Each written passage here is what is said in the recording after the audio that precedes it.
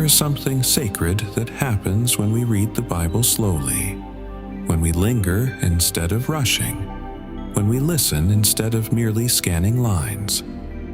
The stories begin to breathe. They move beyond history and enter the soul. They are no longer distant events. They become living mirrors reflecting our fears, our longings, our wounds, and our hope.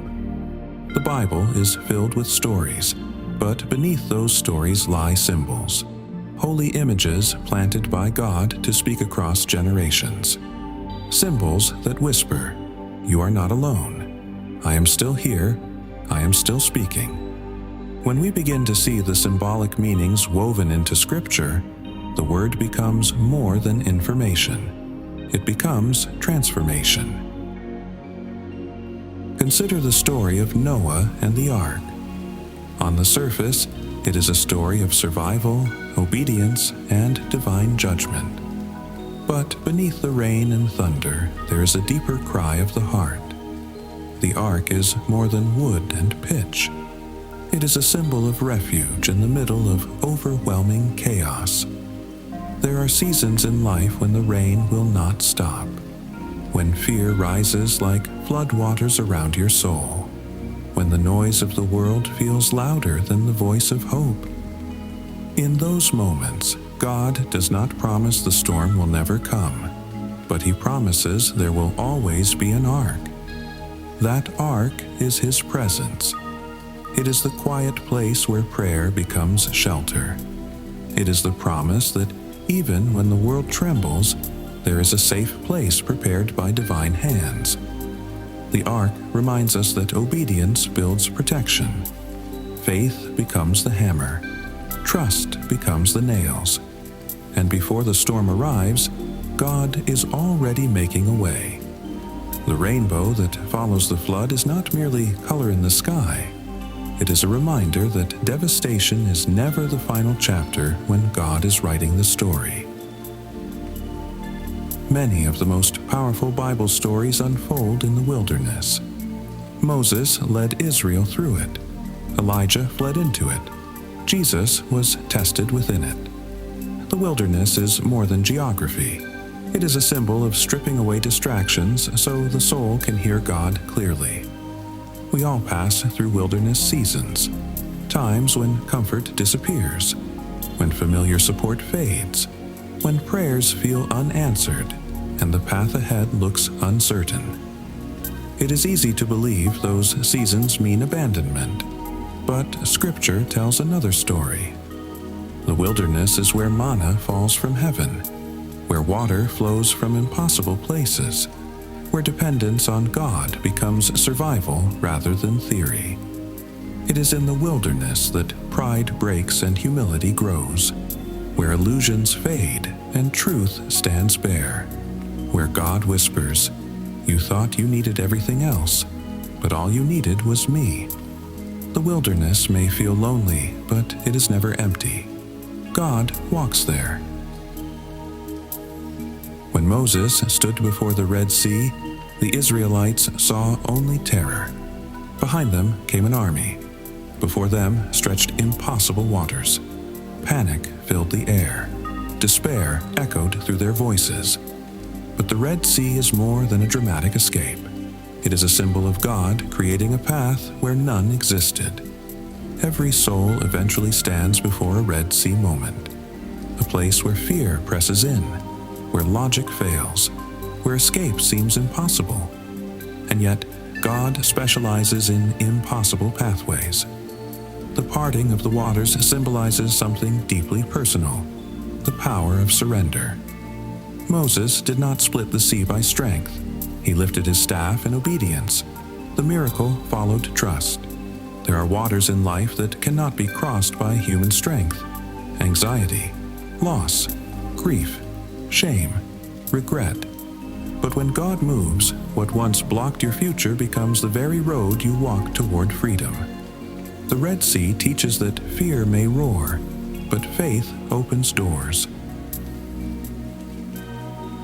The story of David and Goliath has inspired generations, but its symbolic meaning reaches deeper than a physical battle. Goliath represents every voice that tells you that you are too small, too weak, too broken to matter. David represents the courage born from remembering who God is.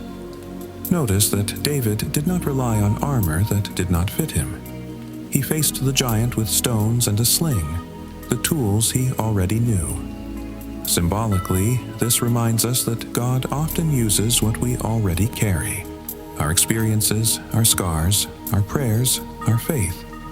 Every heart faces giants: doubt, fear, insecurity, temptation, the lies that whisper, "You will never overcome this." But David's victory reveals a spiritual truth. The size of the giant does not determine the outcome. The presence of God does. Sometimes the battle is not outside of you, but within you. And victory begins the moment you remember that God stands with you. Few stories carry more emotional weight than the parable of the prodigal son. It is more than a tale of rebellion and forgiveness. It is a portrait of the human soul. The younger son symbolizes every person who has wandered, searching for meaning in distant places. He represents the moments when pride leads us away from wisdom, when desire pulls us toward empty promises. The far country symbolizes separation from God, a place filled with noise but lacking peace. And yet, the turning point of the story is not punishment, it is remembrance. The son remembers home. He remembers his father. He remembers grace. The father's open arms symbolize something that shakes the foundations of fear: unconditional love, not earned, not purchased, not deserved, simply given. This story reminds us that no distance is too far, no mistake too great, no fall too deep. The path home is never closed. God does not wait with condemnation. He waits with compassion. At the center of Scripture stands the cross, the most powerful symbol in all of faith. The cross represents sacrifice, but more than that, it represents love that refuses to give up. Wood lifted against the sky became the meeting place between heaven and earth. Pain became redemption. Death became the doorway to life. Symbolically, the cross speaks to every wounded heart. It declares that suffering is not meaningless when placed in God's hands, that even betrayal, loss, and agony can become instruments of transformation. The cross tells us that God does not stand distant from human pain. He steps into it. He bears it. He redeems it. And through that act, hope becomes stronger than despair. If the cross speaks of sacrifice, the empty tomb speaks of victory. The stone rolled away is not merely evidence of resurrection, it is a symbol of obstacles removed by divine power. Every heart carries stones, stones of fear, stones of guilt, stones of regret and shame, barriers that feel immovable. But the empty tomb declares that God moves stones. It proclaims that endings are not always endings, that loss can give birth to life, that darkness cannot imprison light forever. Resurrection is not only a past event, it is a present promise. Every morning becomes a symbol of renewal. Every breath becomes proof of mercy. Every step forward becomes testimony that God is still at work. Bible stories with symbolic meanings are not meant to remain distant ideas. They are invitations. Invitations to see your own life reflected in the pages of Scripture. Perhaps you are in a storm, needing an ark. Perhaps you are in a wilderness, longing for provision. Perhaps you are facing a Red Sea, unsure how to move forward. Perhaps you are fighting giants that tower over your confidence. Perhaps you feel like the prodigal, longing for home. Or perhaps you stand before a stone that feels too heavy to move. Whatever season you are in, Scripture whispers the same truth again and again. God is present. Not occasionally, not conditionally, always. The symbols in the Bible are not lifeless metaphors. They are living testimonies of God's character, His mercy, His strength, His patience, His relentless love. When we read with open hearts, we begin to see that the ark still shelters, the wilderness still teaches, the sea still parts, the giant still falls, the Father still runs, the cross still redeems, and the tomb is still empty.